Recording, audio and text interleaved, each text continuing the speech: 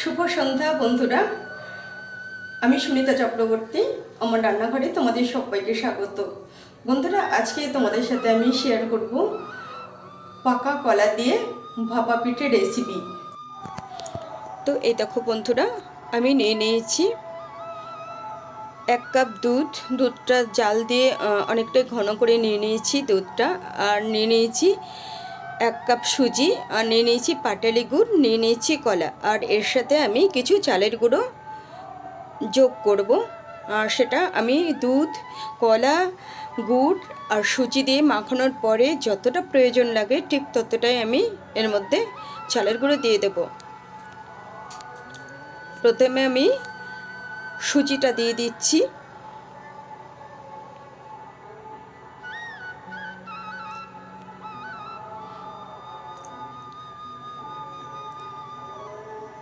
তারপরে আমি দিয়ে দেব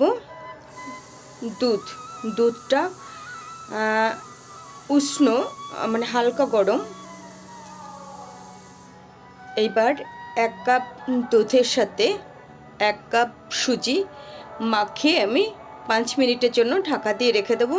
তাহলে সুজিটা ফুলে উঠবে এবং অনেকটা বেড়ে যাবে। ঢাকা দিয়ে রেখে দিলাম। এইবার আমি গুড় আর কলাটা একসাথে দিয়ে চটকে চটকে মাখিয়ে নেব। যেহেতু পাটালি গুড় রয়েছে সেজন্য কলার সাথে চটকে মাখিয়ে নিতে হবে।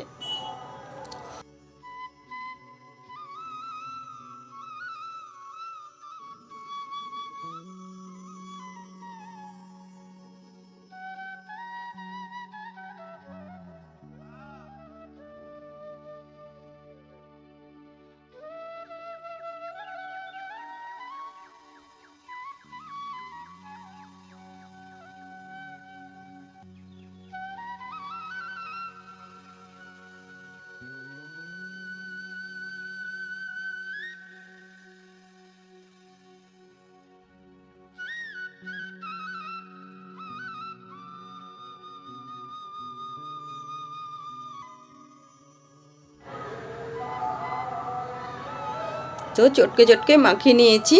এইবার দেখো সুজিটাও ফুলে উঠেছে আর অনেকটা শক্ত হয়ে গেছে। এইবার কলা আর গুড়ের মিশ্রণটা এর মধ্যে দিয়ে আমি ভালো করে মাখিয়ে নেব। এইবার আমি কিছুটা চালের গুঁড়ো, এখানে 3 চামচ মতো চালের গুঁড়ো আমি দিয়ে দিলাম।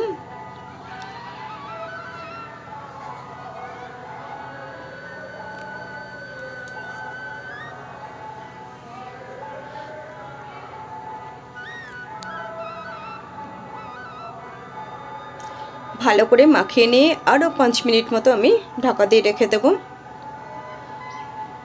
5 মিনিট ঢাকা দিয়ে রেখে দিয়েছিলাম, তারপরে 5 মিনিট পর ফিরে এসেছি। তো এই দেখো এইরকম করে মাখিয়ে নেব। এবার চলো আমি দিয়ে দেব পরিমাণ মতো লবণ। যত কিছুই দিই না কেন রেসিপিতে লবণটা হচ্ছে একটা খুব গুরুত্বপূর্ণ একটা উপকরণ আর কি। লবণ না দিলে কোনো দিনই স্বাদ হবে না।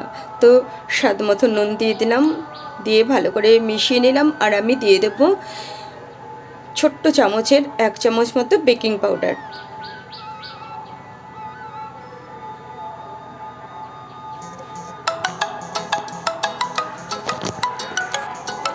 তো বেকিং পাউডারের উপরে আমি একটু জল দিয়ে দিচ্ছি, তাহলে বেকিং পাউডারটা ভালোভাবে মিশে যাবে। আর না হলে হয়তো একটু দলা পাকিয়ে থাকতো, তার জন্য আমি জল দিয়ে গুলে নিলাম। তারপরে ভালো করে নেড়েচেড়ে মিশিয়ে নিয়েছি। তারপরে দেখো ইডলি তৈরি করার যে হাঁড়ি, সেই হাঁড়িতে আমি জল দিয়ে দিয়েছি। জলটা দিয়ে আমি বসিয়ে দেব। তারপরে এই যে ইডলি স্ট্যান্ডগুলো আছে, এই ইডলি স্ট্যান্ডে আমি ব্রাশ দিয়ে ভালো করে একটু তেল মাখিয়ে নেব।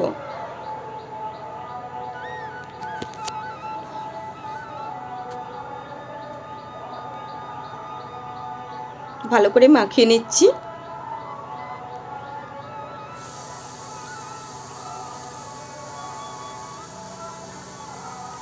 তো এই ইডলি স্ট্যান্ডে কোনো কিছু ভাপা করলে, কোনো ভাপা পিঠে এত সুন্দর উঠে যায়, মানে ভীষণ মজা লাগে। কোনো একটা কিছু কাজ করতে গেলে যদি কাজটা সুবিধাজনক না হয় তাহলে বিরক্ত লাগে, তাই না?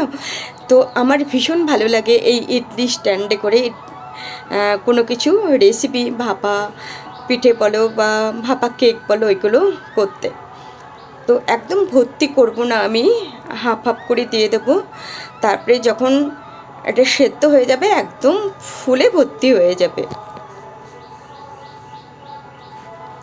আর আমি যতটা তৈরি করে নিয়েছি, এই যে পাঁচটা 10টা বাটি রয়েছে, 10টা বাটি আমার পুরোটা লেগে যাবে, থাকবেও না আর কমও হবে না। তো এইবার আমি প্রত্যেকটা পিঠেতে 2-3টে করে আমসত্ত্ব আমি ছোট্ট ছোট্ট করে পিস পিস করে কেটে নিয়েছি, সেগুলো দিয়ে দিচ্ছি। এটা দেখতেও সুন্দর লাগবে এবং খেতেও ভালো লাগবে আমসত্ত্ব। আর এই আমসত্ত্বটা আমি বাড়িতে নিজে তৈরি করেছি।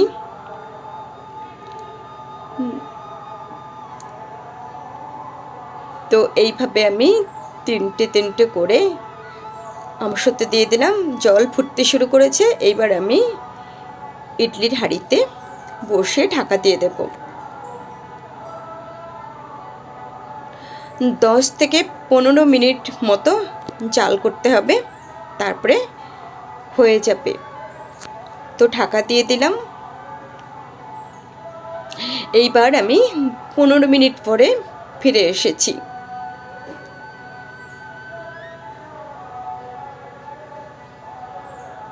তো এই দেখো কতটা ফুলে উঠেছে।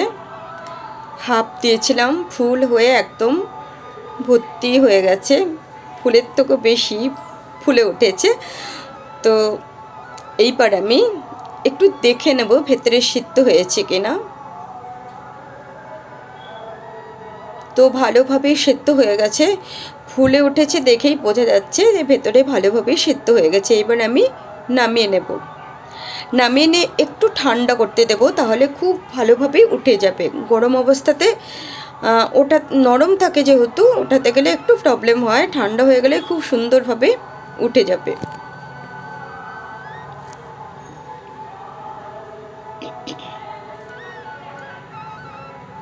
তো ঠান্ডা হয়ে গেছে, এবার আমি তুলে নিচ্ছি।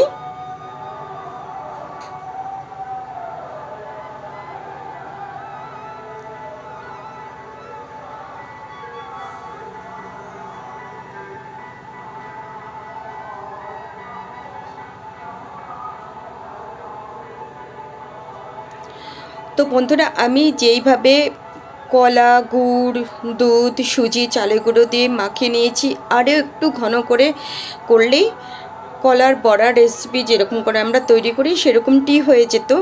তো সবসময় তেলে ভাজা খাওয়াটা ঠিক নয়, আমি বেশিরভাগই তেলটাকে এড়িয়ে চলি। কিছু কিছু রেসিপি আছে যেগুলো তেল ছাড়া চলে না, তো আবার কিছু কিছু রেসিপি আছে যেগুলো তেল ছাড়াও খুব ভালোভাবেই হয়ে থাকে। তো আমি এইভাবে ভাপিয়ে নিলাম। তো বন্ধুরা, তোমরা কলার বড়া খেয়েছো, কিন্তু এইভাবে তোমরা কলার ভাপা পিঠে কখনো কেউ করেছো কিনা আমি জানি না। যদি করে থাকো খুব ভালো কথা, আমাকে কমেন্টে জানিও। আর যদি তোমরা না করে থাকো তাহলে অবশ্যই একবার ট্রাই করো, খুবই ভালো লাগে খেতে। আর এর সাথে তোমরা আরও কিছু উপকরণ যোগ করতে পারো, যেরকম বিভিন্ন রকমের ড্রাই ফ্রুট রয়েছে, সেগুলো তোমরা যোগ করতে পারো।